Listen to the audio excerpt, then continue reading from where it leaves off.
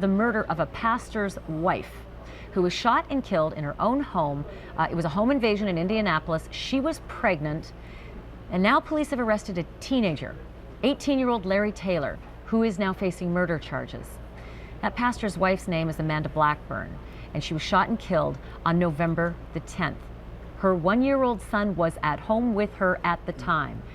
Fortunately though, he was okay, relatively speaking. Jason Carroll joins me now live with more details. How confident are the police that they've got the right guy? Well, they're very confident, and I think that's what you're going to hear from prosecutors when they give this press conference at 2 o'clock.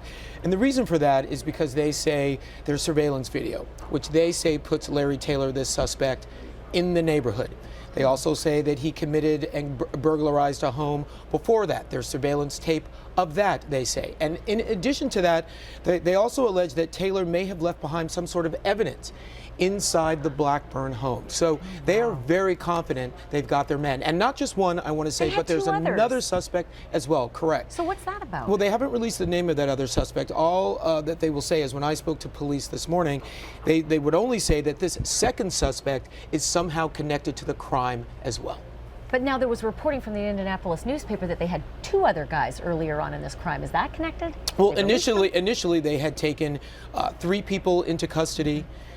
And as you know, when an investigation like this goes forward, you bring people in, you question them, you find out what's going on, who's doing what, et cetera, et cetera. What we can say for sure at this point is prosecutors say 2 people under arrest, facing several charges connected to this brutal crime. The picture, you know, it's just so heartbreaking to see. It's that terrible. Pastor might be the biggest heart of everyone in this story. Davy Blackburn, he's released a statement about this. And he does, and you can really feel the religious teachings that he has been teaching there when you read his statement. I'll read part of it to you.